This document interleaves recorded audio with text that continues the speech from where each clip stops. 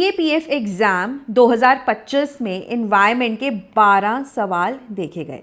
अब देखिए, direct questions UPSC civil services examination में नहीं आएंगे, बट हाँ टॉपिक्स रिपीट हो सकते हैं, तो ये टॉपिक्स इंपॉर्टेंट हो जाते हैं।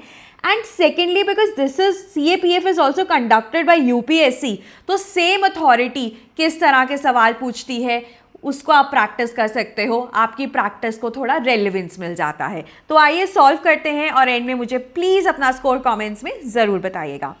पहला सवाल है on national green hydrogen mission.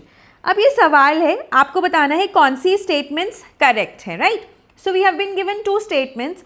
The first is National Green Hydrogen Mission was approved by the Union Cabinet Government of India in the year 2023. The Ministry of Environment, Forest and Climate Change, Government of India has launched the Green Hydrogen Certification Scheme of India. अब देखो, national green hydrogen mission जो है government of India ने 2023 में ही launch किया था, तो ये सही हो जाता है। अब ना नेशनल ग्रीन हाइड्रोजन मिशन ने हमारे को ये बोला कि 5 million metric tons the green hydrogen हर साल प्रोड्यूस होनी चाहिए 2030 ऑनवर्ड्स। ये हमारा ब्रॉडर टारगेट है। अब ग्रीन हाइड्रोजन बनता कैसे है? आप वाटर को लेते हैं, उसका इलेक्ट्रोलाइसिस करते हैं into hydrogen and oxygen. Electrolysis का मतलब होता है कि आप इलेक्ट्रिसिटी की वाया वाटर को लाइस कर रहे हैं, तोड़ रहे हैं, और ये हम करते हैं रिन्यूएबल इलेक्ट्रिसिटी की हेल्प से। तो इस वजह से जो हाइड्रोजन प्रोड्यूस होता है उसकी प्रोडक्शन में कोई भी ग्रीन हाउस गैस इमिशन नहीं हो रहा है ना, क्योंकि वाटर को ब्रेक डाउन करके भी ग्रीन हाउस गैस इमिशन नहीं हो रहा। यही मीथेन होता तो उसे ब्रेक डाउन करते तो कार्बन डाइऑक्साइड रिलीज होती, right. It would have led to green house gas emissions. और अगर हम रिन्यूएबल की जगह लेट्स से थर्मल पावर प्लांट्स की इलेक्ट्रिसिटी यूज़ करें, कार्बन डाइऑक्साइड वहाँ से भी रिलीज होगा। तो ग्रीन हाइड्रोजन में ना, क्योंकि हम वाटर का ब्रेक डाउन कर रहे हैं और रिन्यूएबल इलेक्ट्रिसिटी यूज़ कर रहे हैं, तो कुछ भी ग्रीन हाउस गैस इमिशंस नहीं होती। लेकिन फिर भी ऐसा माना जाता है कि 2 kilograms of carbon dioxide equivalent up to 2 kilograms of carbon dioxide equivalent अगर हम 1 kilogram of green hydrogen produce कर रहे हैं, तो भी अगर इतना होता है तो भी उसे ग्रीन हाइड्रोजन माना जाएगा। अब ये है ग्रीन हाइड्रोजन सर्टिफिकेशन, कि हम ना सर्टिफाई कर रहे हैं कि अगर इस 1 किलोग्राम ऑफ ग्रीन हाइड्रोजन को प्रोड्यूस करने के लिए 2 किलोग्राम से कम कार्बन डाइऑक्साइड इक्विवेलेंट या ग्रीन हाउस गैसेस प्रोड्यूस हुई हैं, तो वो ग्रीन हाइड्रोजन माना जाएगा and it would be certified as green hydrogen. अब ये सर्टिफिकेशन किसने दिया है? MNRE, ministry of new and renewable energy. तो ये स्टेटमेंट गलत हो जाता है। और सर्टिफाई कौन करता है या एक्रीडेट कौन करता है? वो करता है मिनिस्ट्री ऑफ पावर का ब्यूरो ऑफ एनर्जी एफिशिएंसी। मतलब जो स्टैंडर्ड है ना, ये वाला स्टैंडर्ड, ये ministry of new and renewable energy ने दे दिया है। लेकिन करेगा कौन? वो हमारा मिनिस्ट्री ऑफ पावर के अंडर एक स्टैट्यूटरी बॉडी आती है, ब्यूरो ऑफ एनर्जी एफिशिएंसी, वो करेगा। खैर, जो हमारा आंसर है वो ए हो जाता है, राइट। नेक्स्ट क्वेश्चन है union budget for following years for which of the following years announced the issue of sovereign green bonds to reduce the carbon intensity of the economy। अब सॉवरेन ग्रीन बॉन्ड्स का मतलब है कि sovereign Indian government इसे issue करेगी, राइट। और ये बॉन्ड्स यूज होंगे for projects that are green, that are environmentally positive, है ना। अब ये कब इशू किए गए थे? 2022 और 23 के बजट में। अब ये सवाल ना आपको ये दिखाता है कि यूपीएससी ना अप टू 2 years तक के करंट अफेयर्स पूछ लेता है। तो this is one learning that you can take. Then next है United Nations carbon offset platform. ये एक ई-कॉमर्स प्लेटफॉर्म है to compensate green house gas emissions by purchasing carbon credits. कि आप ग्रीन हाउस गैस इमिशंस करिए, लेकिन आप फिर कार्बन क्रेडिट्स को भी परचेज कर लीजिए, है ना। सिंपल सी बात है। तो कौन परचेज कर सकता है? कंपनी, ऑर्गेनाइजेशन या citizen?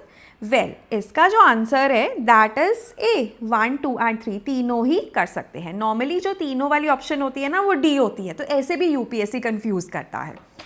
Then next question is regarding Jal Jeevan Mission. It was established in the year 2016. It aims to improve the quality of life in rural areas. It is to improve functional tap water connections, to provide functional tap water connections to every rural household. It is a centrally sponsored scheme. अब देखिए, जो पहली statement है, और हाँ not correct पूछा गया है, राइट। तो जो पहली स्टेटमेंट है वो क्यों हमारी गलत हो जाती है? क्योंकि ना ये 2019 में इस्टेब्लिश किया था, अगस्त 2019 में, कि हर एक रूरल हाउस होल्ड में फंक्शनल टैप वाटर कनेक्शंस होंगे बाय 2024। ठीक है, 5 सालों का होराइजन लिया था उन्होंने ये प्रोवाइड करने के लिए।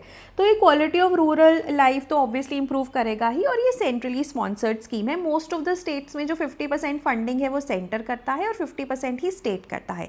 हिमालयन और नॉर्थ ईस्टर्न स्टेट्स में it's 90% by the centre and 10% by the state. तो ये तीनों स्टेटमेंट्स सही हैं। Then next question is regarding the double circulation. अब देखो, डबल सर्कुलेशन का लिटरल मीनिंग क्या है? डबल सर्कुलेशन का मतलब है कि जो आपका हार्ट है, ठीक है, हार्ट एक जो blood passes through the heart twice during the complete cycle of circulation. जैसे मैमल्स और बर्ड्स में हम देखते हैं, है ना, कि जो right side of the heart होता है उसमें डीऑक्सीजनेटेड ब्लड होता है। ठीक है, डीऑक्सीजनेटेड ब्लड लंग्स तक पहुंचाया जाता है, फिर वो उसे ऑक्सीजनेट कर देता है, फिर ऑक्सीजनेटेड ब्लड जो है वो पूरी बॉडी को ब्लड देता है। Similarly left side of the heart में आपको ऑक्सीजनेटेड ब्लड मिलता है which is distributed to the rest of the body and it gives the deoxygenated blood to the right side of the heart. मतलब एक cycle of circulation में जो blood है heart में से 2 बार पास करता है, दैट इज डबल सर्कुलेशन, है ना। So right side of our heart also has deoxygenated blood and left side has oxygenated blood.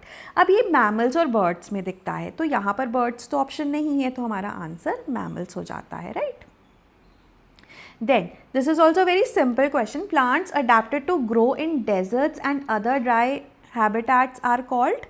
So the answer is xerophytes, है ना। xeric मतलब dry conditions, ठीक है, हाइड्रो मतलब पानी से भरा हुआ, हेलो मतलब सेलाइन कंडीशंस, मीज़ो मतलब मेजिक कंडीशंस जहाँ पे पानी नॉर्मल है। तो हमारा आंसर ए हो जाता है, राइट। अब नेक्स्ट क्वेश्चन ना नाइट्रोजन साइकिल के ऊपर है, बहुत ही इंटरेस्टिंग क्वेश्चन है। पहला स्टेटमेंट है और आपको नॉट करेक्ट पूछा गया है, तो ये भी ध्यान रखना, नॉट करेक्ट पूछा गया है। The circulation of nitrogen from the inorganic compounds in the soil to form protein in plants and animals and back again is known as nitrogen cycle.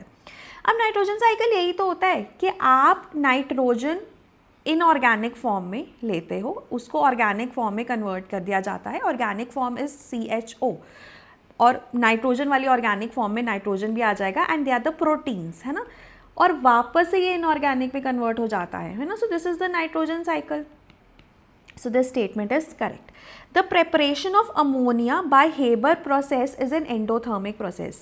Endothermic होता है जहाँ पे heat use हो रही है, एक्जोथर्मिक होता है जहाँ पे हीट एग्जिट कर रही है या रिलीज हो रही है। अब जब नाइट्रोजन कंबाइन करता है ना हाइड्रोजन के साथ to form ammonia which is the Haber process, जिसके थ्रू फर्टिलाइजर्स भी बनते हैं, it is an exothermic reaction. तो ये स्टेटमेंट हमारी गलत हो जाती है, right. Then the third statement is urea is synthetically made by action of ammonia and carbon dioxide under high temperature and high pressure. अब देखो, जब हम अमोनिया की बात करते हैं, ammonia is use for making fertilizers. कौन से फर्टिलाइजर्स? यूरिया भी फर्टिलाइजर है। तो अमोनिया बनता है हेबर बॉश प्रोसेस से which is an exothermic reaction. It combines with carbon dioxide to form urea. ये यूरिया का फॉर्मूला है, ठीक है। अब हाई प्रेशर और हाई टेम्परेचर पे ही ये होता है, तो ये वाली जो स्टेटमेंट है ये सही है। इसे ना बॉश मेजर यूरिया प्रोसेस भी कहा जाता है, बॉश मेजर यूरिया प्रोसेस, ठीक है, बॉश मेजर यूरिया प्रोसेस। इसे हेबर बॉश प्रोसेस कहा जाता है। This is Haber Bosch, this is Bosch Meiser urea process. अब यूरिया फर्टिलाइजर्स में यूज़ होता है, ठीक है, कई कई जगह पे ऑइंटमेंट्स वगैरह में भी यूज़ होता है। तो नाइट्रोजन साइकिल ना हमारे लिए इंपॉर्टेंट है। खैर, so this statement is correct, this is correct, this is incorrect, और इनकरेक्ट ही पूछी है तो हमारे लिए आंसर हो जाता है C, right. Then the seasonal variation in the amount of solar energy, ठीक है, बहुत अच्छा क्वेश्चन है, that any place on the earth receives are influenced by. So इसका क्या आंसर होगा? The speed of the rotation of the earth. Earth की जो रोटेशन की स्पीड है क्या उस पर डिपेंडेंट है? सोचने वाली बात है ना। दूसरा है पॉल्यूशन, तीसरा है cloudiness, right, cloudiness, and fourth is the inclination of the earth about its axis. तो अगर हम सीजनल वेरिएशन की बात करें कि सीजन्स क्यों होते हैं, तो उसका जो सबसे बड़ा रीज़न है वो है tilt of the earth's axis, जिसको ऑब्लिक्विटी भी कहा जाता है कि 23.5 डिग्रीज पे ये टिल्ट है, not Celsius. So the answer is D. इसके अलावा revolution of the earth around the sun है ना, वो भी एक रीज़न हो सकता है, but speed of the rotation is definitely not the reason. Earth का कर्वेचर, किस एंगल पे सन रेज इंसिडेंट है, all of these are also the reasons, but out of the options given D is the answer, right. Then बहुत ही simple सवाल, the Ramsar convention is an inter governmental treaty which provides a framework for national action and international cooperation for the conservation of. अब आप सबको पता है Ramsar convention, Ramsar जगह है Iran में, वहाँ पे अडॉप्ट की गई थी, and it is for the conservation of the wetlands, for the wise use of wetlands. Wise use का मतलब है सस्टेनेबल यूज़, है ना, कि आप वेटलैंड्स को यूज़ करो बट सस्टेनेबली यूज़ करो, राइट।